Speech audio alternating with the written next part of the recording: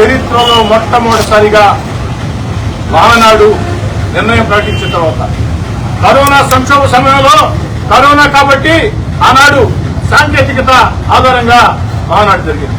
మరి కరోనా లేని వేళ ప్రతి సంవత్సరం కూడా అంగరంగ వైభవంగా ఒక పండుగగా కోలాహలంగా జరిగే మహానాడు సైతం చంద్రబాబు నాయుడు గారు తప్పనిసరి పరిస్థితుల్లో బాధాపరితత్వ హృదయంతో త్యాగం చేసి, ఎందుకని చెప్తున్నానంటే చంద్రబాబు గారి ఆలోచన ఒకటే, మనం ప్రజలకు చెప్పే ముందు మనం పాటించాలా, మనం ప్రజలకు చెప్పే ముందు మనం పాటించాలా, మన చేతల్లో చేసి చూపించాలా అన్న చక్కటి ఆలోచన చేసి ఎంతో మంది తెలుగుదేశం పార్టీ కార్యకర్తలకి ఇది ఒక బాధాకరమైన పరిస్థితి. దేశం కోసం, దేశ అవసరాల కోసం, దేశ భవిష్యత్తు కోసం, నరేంద్ర మోడీ గారి మాట మీద గౌరవం కోసం ఒక చక్కటి ఆలోచన చేసి ఈ యొక్క మహానాడిని రద్దు చేయడం జరిగిందని. మహానాడిని రద్దు చేయడమే కాకుండా ఈ యొక్క మహానాడుని టెక్నాలజీ ఆధారంగా ఎక్కడికక్కడ, సాంకేతికత ఆధారంగా ఎక్కడికక్కడ ఆ యొక్క మహానాడిని నిర్ణయించాలా. కేంద్ర కార్యాలయంలో ఏదైతే ఆహ్వానితులు ఉంటారో అదేవిధంగా క్షేత్రస్థాయిలో నియోజకవర్గమా, మండలమా, క్లస్టరా అన్నది ఆలోచన చేసి ఎక్కడికెక్కడ ఎక్కువ మందికి ఈ మహానాడు సందేశం చేరాలా.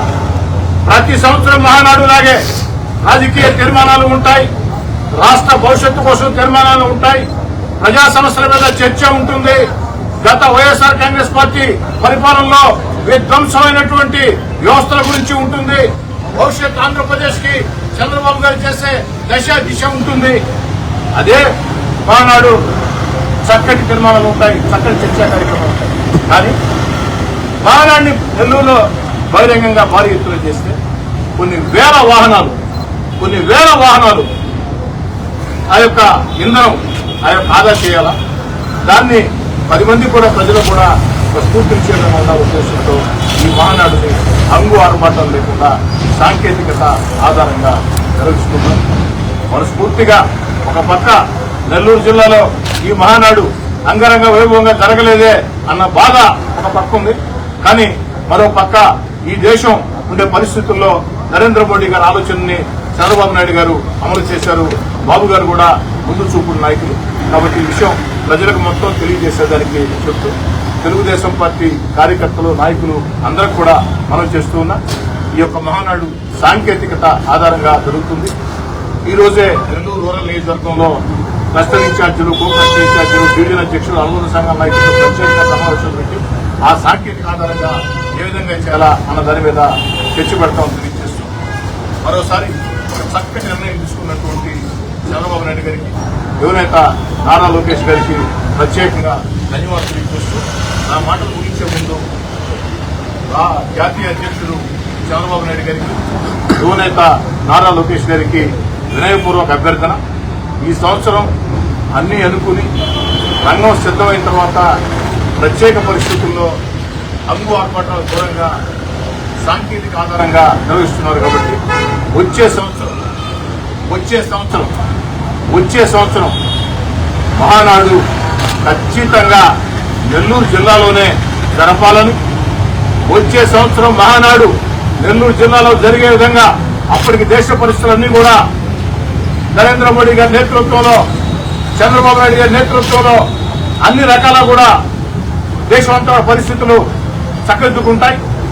అన్ని దేవుడి దయ వల్ల అన్ని చక్కదిద్దుకున్న తర్వాత వచ్చే సంవత్సరం మహానాడుని ఇదే సింహపురి గడ్డ మీద జరపాలని చెప్పని, ఇదే నెల్లూరు జిల్లాలో జరపాలని, ఎక్కడైతే మహానాడుని ఈరోజు మనం అనుకున్నామో అదే ప్రాంతంలో వచ్చే సంవత్సరం మహానాడు జరపాలని చంద్రబాబు నాయుడు గారిని ఒక తెలుగుదేశం పార్టీ కార్యకర్తగా కోరుతూ మీ అందరి వద్ద సెలవు.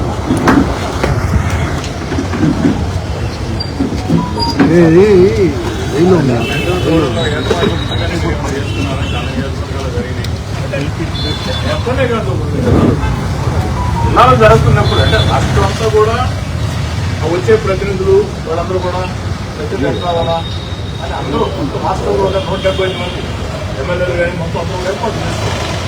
నెల్లూరు జిల్లాకు వచ్చే ఇక్కడ జరుగుతుంది కాబట్టి ఒత్తిడి ఎక్కువగా ఉంటుంది కాబట్టి ఇక్కడ కాస్త అదనంగా ఒక ఏర్పాట్లు చేసి నేను ఏం చేద్దాం, తప్పనిసరి పరిస్థితి. ఈ సందర్భంగా నరేంద్ర మోడీ గారిని, చంద్రబాబు నాయుడు గారిని వ్యతిరేకించే రాజకీయ పక్షాలకి నేను ఒక మాట చెప్పవచ్చు. ఇది రాజకీయాలు మాట్లాడే సమయం కాదు, రాజకీయ వాదాలు వివాదాలు ఉండే సమయం కాదు. ప్రపంచం ఉన్న పరిస్థితుల్లో భారత్ ఆర్థిక శక్తిగా ముందుకు సాగాలంటే భవిష్యత్తులో భారతదేశానికి ఎలాంటి ఇబ్బందులు రాకూడదని ముందు చూపుతో, చక్కటి చూపుతో నరేంద్ర మోడీ గారు ఈ యొక్క పొదుపు చర్యల్ని చేపట్టారు. బంగారం దగ్గర నుంచి, ఎన్నో పొదుపు చర్యల దగ్గర నుంచి అనేక చర్యలు చేపట్టారు. ప్రజలందరినీ కూడా భాగస్వాములుగా అమ్ముతున్నారు. ప్రజలందరూ కూడా, మెజార్టీ ప్రజలు నరేంద్ర మోడీ గారి మాటల్ని స్ఫూర్తిగా తీసుకున్నారు. కానీ ఈ దేశంలో ఉండే కొన్ని రాజకీయ పార్టీలు దీన్ని సైతం విమర్శిస్తున్నారు. ప్రభుత్వాలు ప్రజలు ఇబ్బంది పెడితే అంటారు. ఆయా ప్రభుత్వాలు ప్రజలు ఇబ్బంది పెట్టకుండా ప్రత్యేక పరిస్థితుల్లో ఈ దేశం భవిష్యత్ అవసరాల దృష్ట్యా ప్రపంచంలో పరిస్థితుల్లో తీసుకున్న నిర్ణయాలు ప్రజలందరూ సిద్ధంగా ఉన్నారు. ప్రజలు ఒకే మాట చెప్తున్నారు,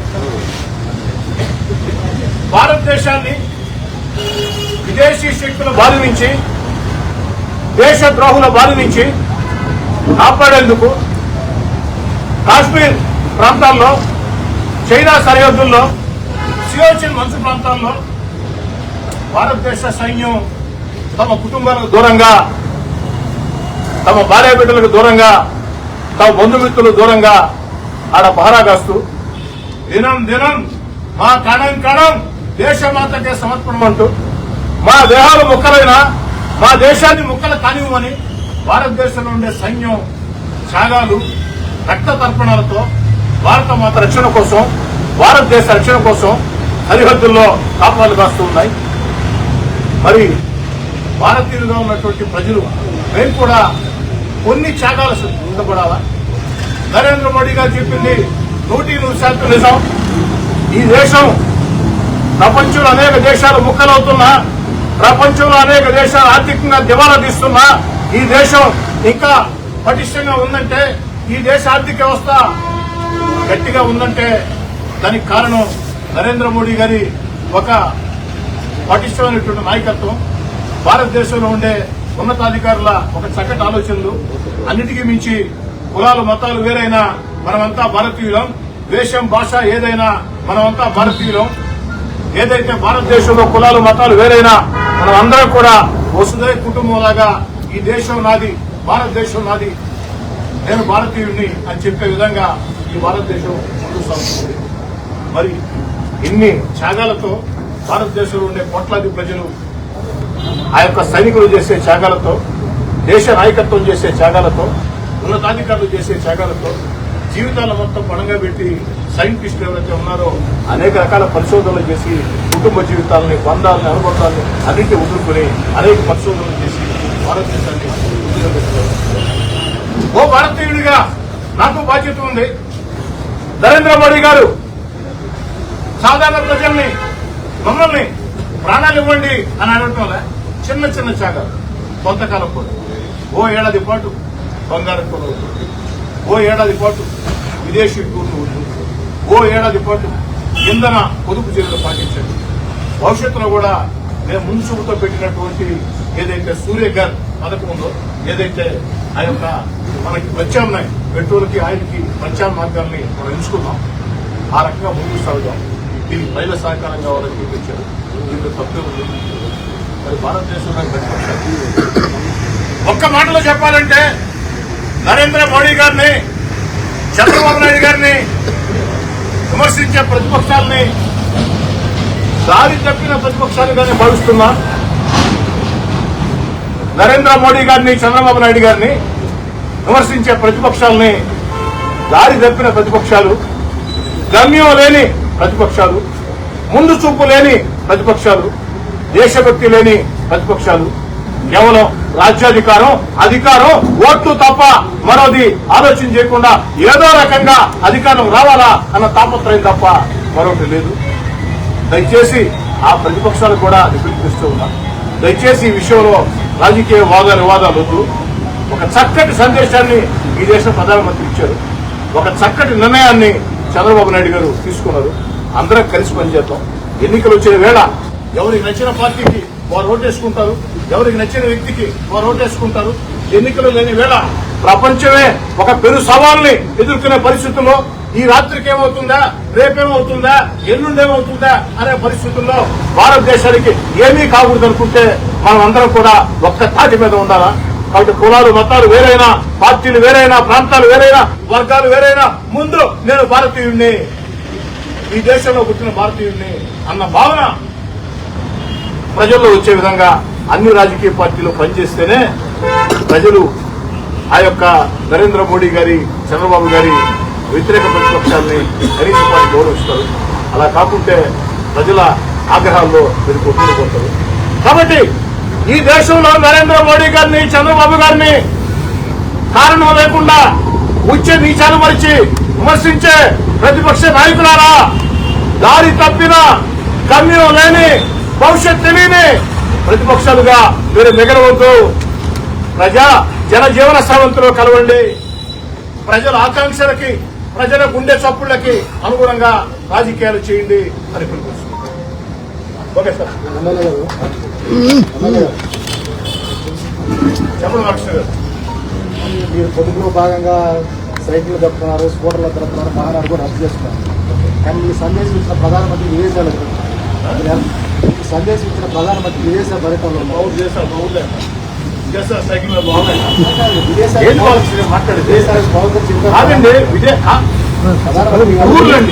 కాదండి.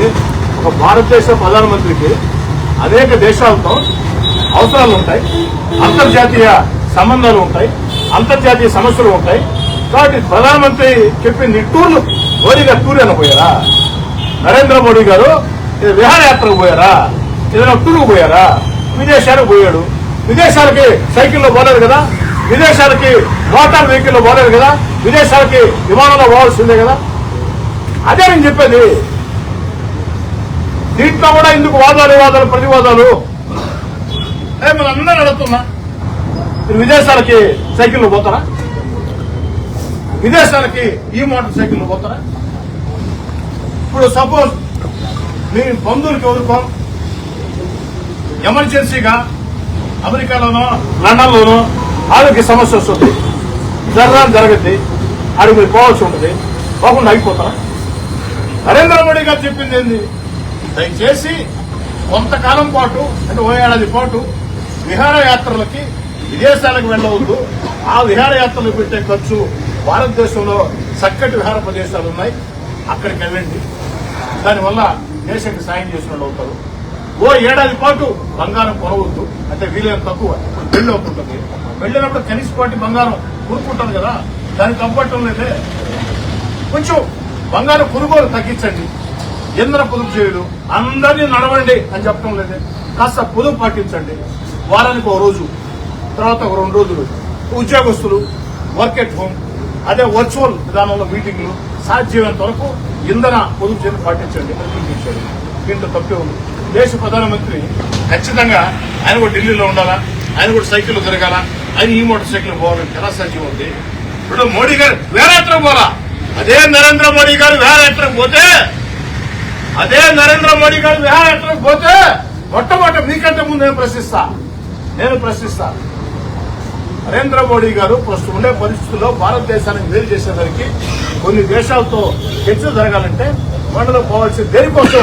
అది విహారయాత్ర కాదు, ఈ దేశం కోసం చేసేది. Okay sir. మోడీ గారు వచ్చినప్పుడు రూపాయి విలువ డాలర్తో పోస్ట్ 50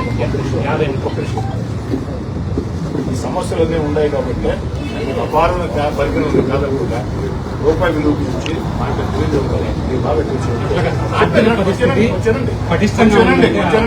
నరేంద్ర మోడీ గారి సందేశం ప్రజల్లో పోవాలా, దానికి విలేకరుల సమావేశం. నేను మేధావినా, మీరు మేధావినా చర్చ